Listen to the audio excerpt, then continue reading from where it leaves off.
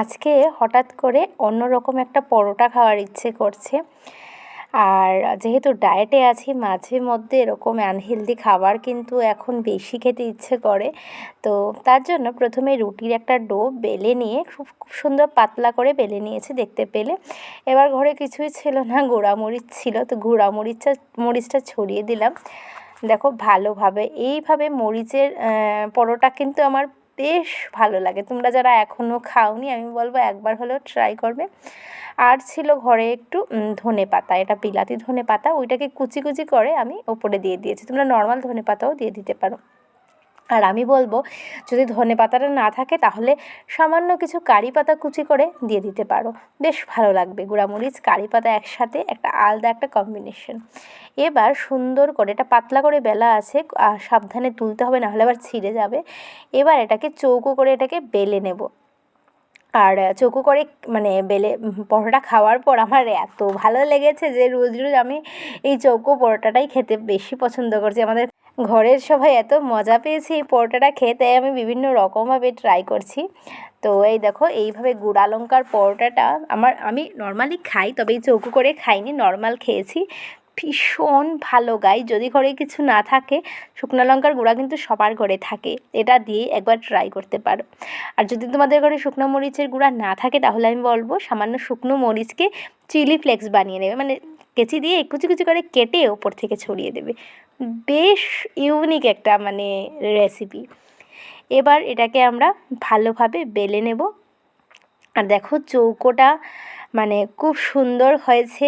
আর আমি মানে ভয় পাচ্ছিলাম যে আমি কি পারবো, আদৌ কি পারবো। তো দেখো আস্তে আস্তে আস্তে টুকটুক করে করে নিচ্ছি। ও মা, দেখছি না ভালোই তো চৌকো হচ্ছে। আমি ভাবলাম যে আমি একবার ট্রাই করেছি চৌকো বানাতে, তো আমার একদম রাউন্ড শেপ হয়ে গেছে, তো কী করবো, এটাই খেয়ে নিয়েছি। তো আজকে দেখলাম না ভালো লাগছে। আর ভেতরে যে ধনেপাতা আর গুঁড়ামরিচটা দিয়েছি তাতে আরও সুন্দর লাগছে এটাকে দেখতে। এই দেখো খুব সুন্দর, মোটামুটি বেশি পাতলাও না আর বেশি মোটার মধ্যেও রাখবে না। এই তো দেখো তৈরি হয়ে গেল। এবার জাস্ট এটাকে ভেজে নেব।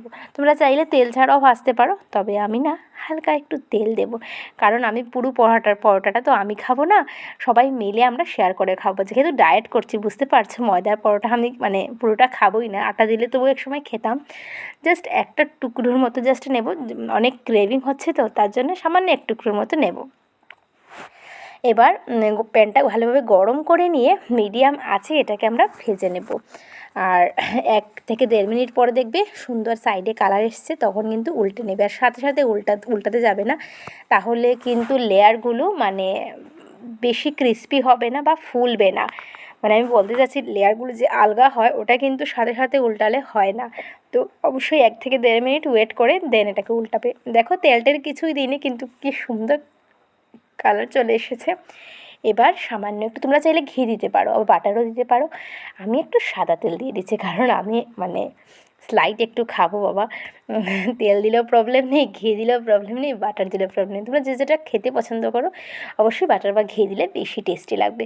তবে এমনি ভেতরের যে জিনিসটা গুঁড়ামরিচ আর ধনেপাতার যে ফ্লেভারটা ভীষণ ভালো লাগে। অবশ্যই একবার ট্রাই করো যদি, তাহলে কমেন্ট করে জানাতে ভুলবে না আমাকে।